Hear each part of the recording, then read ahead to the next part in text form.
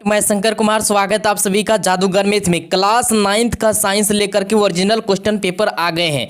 ये original question paper है मेरे डियर साथियों, क्लास 9th का ओरिजिनल क्वेश्चन पेपर है। और ये कल से आपका साइंस है, फर्स्ट सिटिंग में, सेकंड सिटिंग का मैथ है। तो साइंस को सबसे पहले आपको कंप्लीट कर लेना। जितने भी छात्र छात्रा है जल्दी से इस वीडियो को कंप्लीटली आपको देख लेना है, नहीं तो बाद में आपको पछताना पड़ेगा और एग्जाम में जाएंगे तो पछताएंगे आप, ठीक है। और इस एग्जाम को पास करना बहुत ही जरूरी होता है। जल्दी से फटाफट कंप्लीट कर लीजिए आप लोग क्वेश्चन को। चलिए यहाँ पे 80 ऑब्जेक्टिव रहेगा। कितना ऑब्जेक्टिव रहेगा? 80 ऑब्जेक्टिव में आपको 40 ऑब्जेक्टिव बनाना मेरे डियर साथियों। कितना? 40 ऑब्जेक्टिव बनाना है। 40 का सब्जेक्टिव वो भी बताएंगे, पहले ऑब्जेक्टिव को क्लियर कर लीजिए। निम्न में से कौन आधारी राशि नहीं है? वेग है, द्रव्यमान है, समय है, विद्युत धारा है। इसका राइट जो आंसर होगा बिल्कुल ए आंसर हो जाएगा, वेग हो जाएगा। फटाफट दिमाग में घुसा लीजिए। ये ओरिजिनल क्वेश्चन पेपर है मेरे डियर साथियों, जल्दी से कंप्लीट कर लीजिए। इसके बाद यहाँ पे दिया गया है, निम्नलिखित में से किसे स्पीडोमीटर से मापा जाता है? चाल है, तत्काल चाल है, इसके बाद औसत चाल है, तत्कालिक वेग है। इसका राइट आंसर बिल्कुल जो होगा तत्काल चाल हो जाएगा। ऑप्शन इसका सी राइट आंसर हो जाएगा। फटाफट दिमाग में घुसाते जाइए मेरे डियर साथ। ये ओरिजिनल क्वेश्चन पेपर है।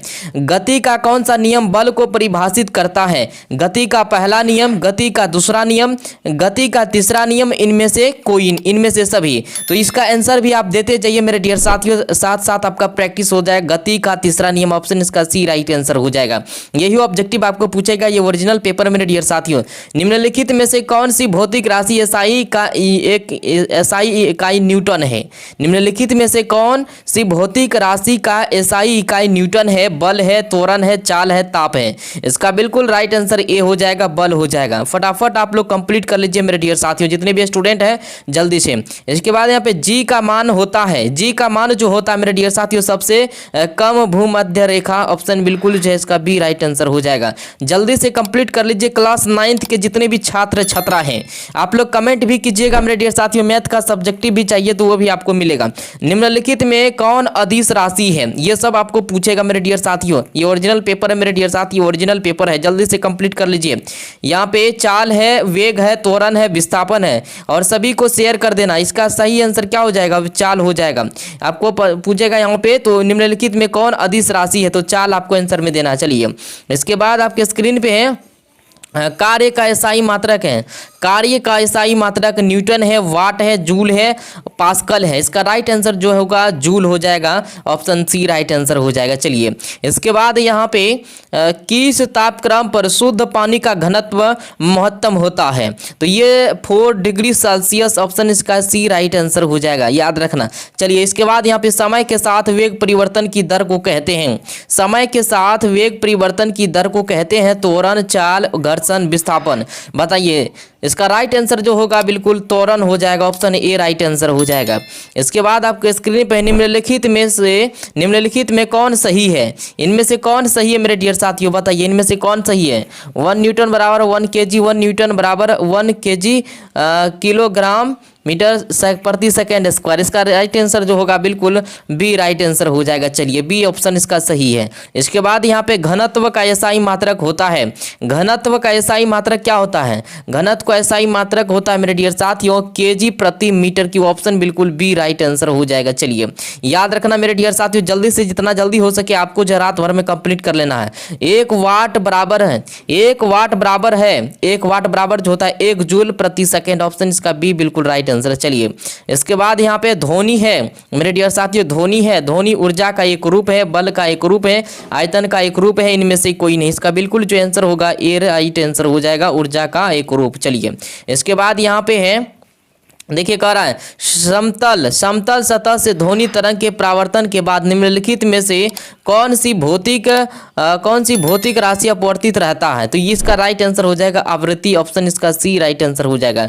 याद रखना मेरे डियर साथियों, नहीं तो भूल मत जाना, ये सब याद रखना। चलिए जल्दी से कंप्लीट कर लीजिए।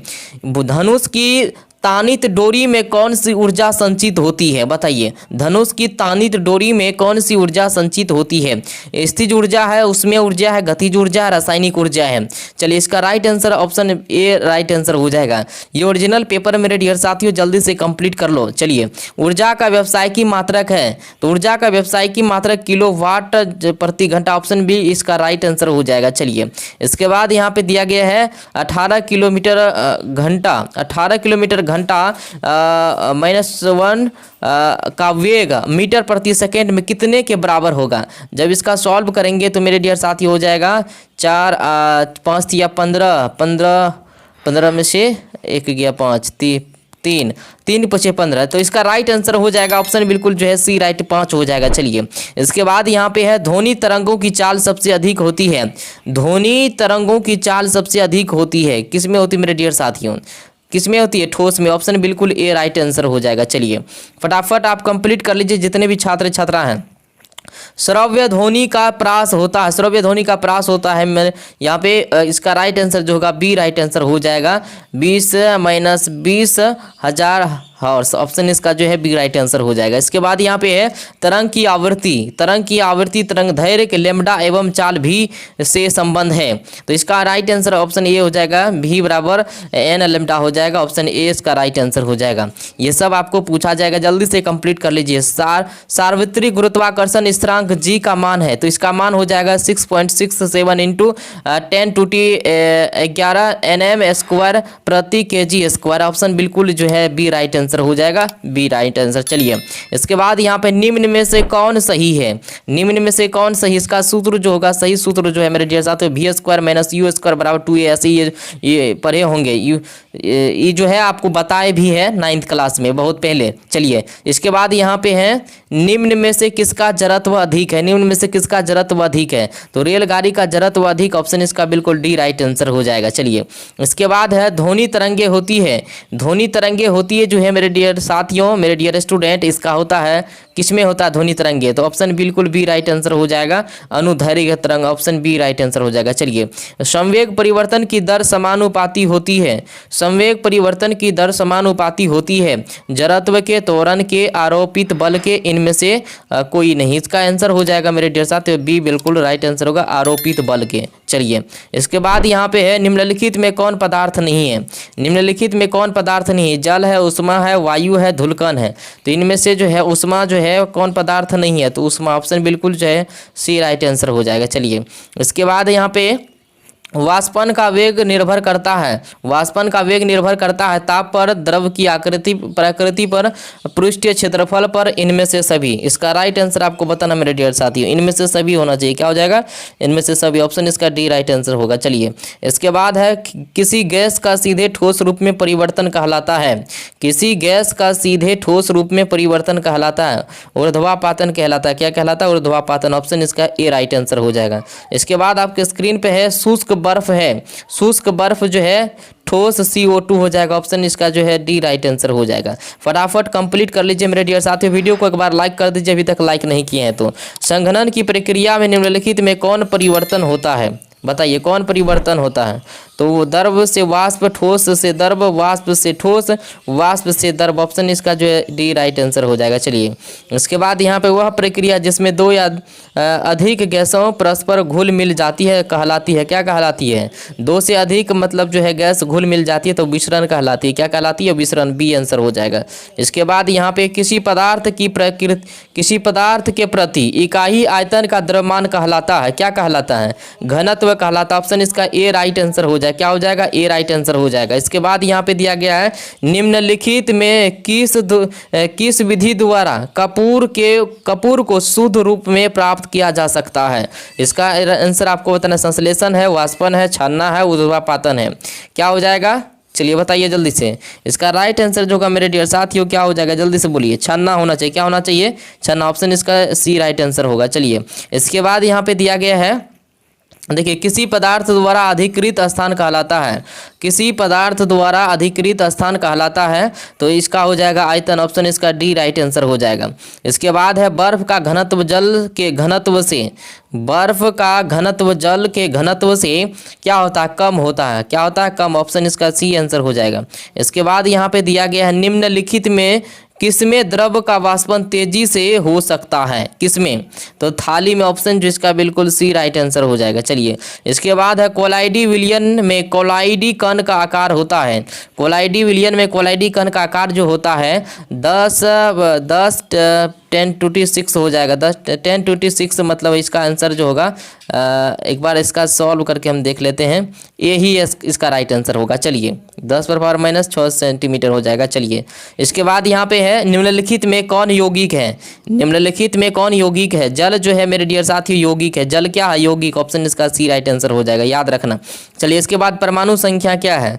परमाणु संख्या क्या है, तो परमाणु संख्या जो मेरे डियर साथियों नाभिक में इकाई धन आवेश की संख्या। ऑप्शन सी आंसर हो जाएगा। चलिए इसके बाद है यहाँ पे निम्नलिखित में कौन युग्म संभारिक है। निम्नलिखित में कौन युग्म संभारिक है।